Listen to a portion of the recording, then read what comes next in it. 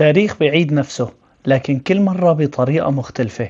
زمان كانت السيطرة على العقول بتتم عن طريق زعيم أو خطيب أو رجل دين، واليوم صار في وسائل جديدة بتأثر على طريقة تفكيرنا واختياراتنا كل يوم. بقصة اليوم رح نرجع لوحدة من أخطر القصص الحقيقية بالعالم، وبآخر الفيديو رح نعرف الفرق بين الطرق القديمة بالسيطرة على العقول والطرق الحديثة.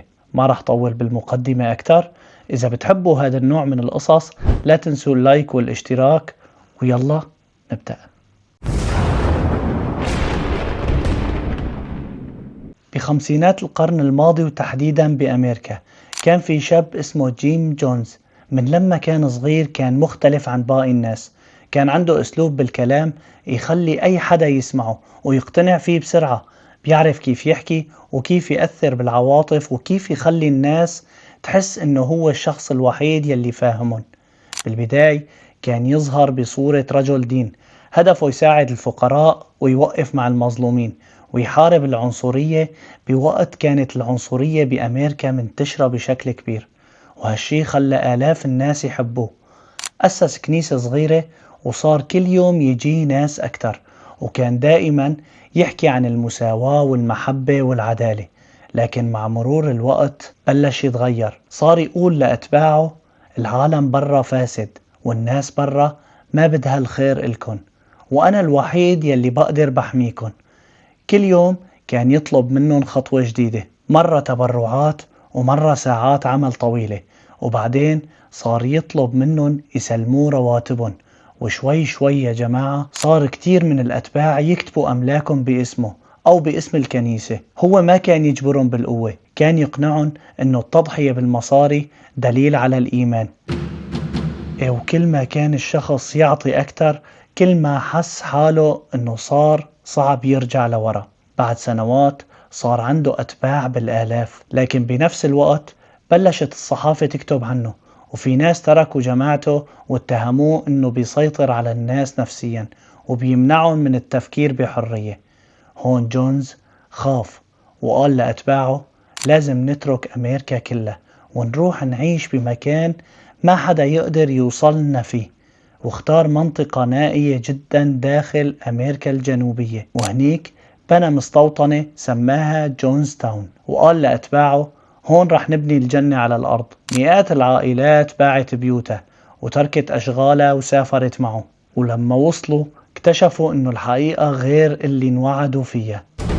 بدل الجنة كانوا عايشين وسط غابة استوائية قاسية، الشغل من الفجر لليل، الأكل قليل والنوم قليل، وأي شخص كان يعترض كان يتعرض للعقاب أو الإذلال قدام الجميع. صار يمنع الناس يطلعوا من المستوطنة، وصار يقولن إنه الحكومات برا بدها تقتلكن إذا رجعتوا، وحتى الرسائل والمكالمات كانت مراقبة. كل يوم كان يخوفهم أكتر حتى صاروا يصدقوا إنه ما إلهم مكان بالعالم غير معه.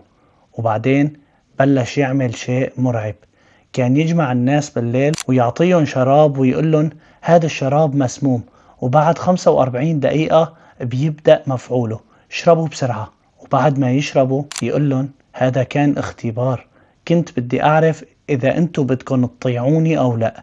ويلي كان يطيعه كان يرقيه، ويلي ما يطيعه كان يتعاقب. وكرر هالاختبار أكثر من مرة حتى صاروا يتعودوا ينفذوا أي أمر بدون نقاش. لكن بالنهاية إجا اليوم اللي ما كان اختبار. بشهر نوفمبر من عام 1978 وصل وفد من الولايات المتحدة ليحقق بالشكاوي اللي وصلت عن المستوطنة، وعدد من الأتباع كانوا رح يهربوا مع الوفد.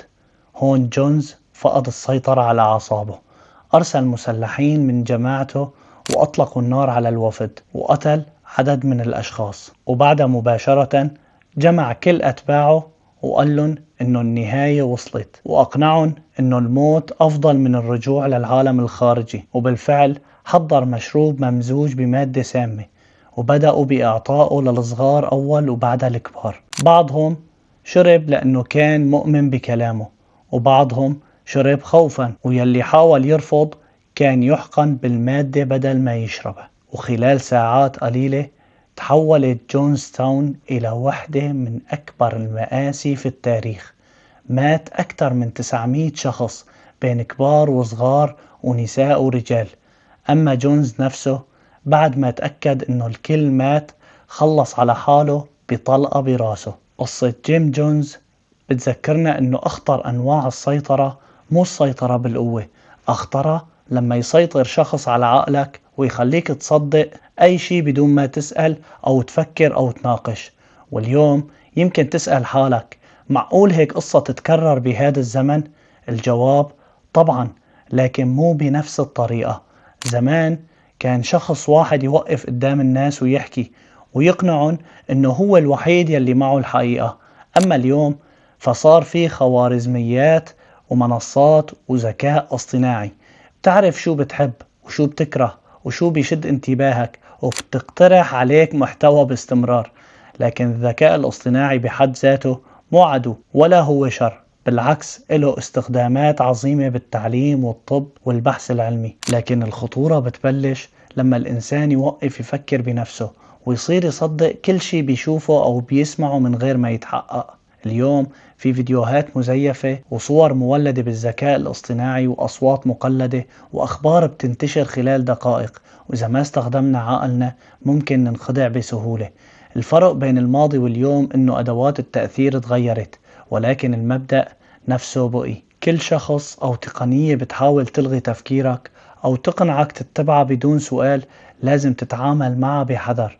لهيك لا تخلي أي إنسان ولا أي منصة ولا أي تقنية تكون بديل عن عقلك، لأنه أعظم نعمة أعطانا إياها رب العالمين هي نعمة التفكير والتمييز. والسلام علينا وعليكم.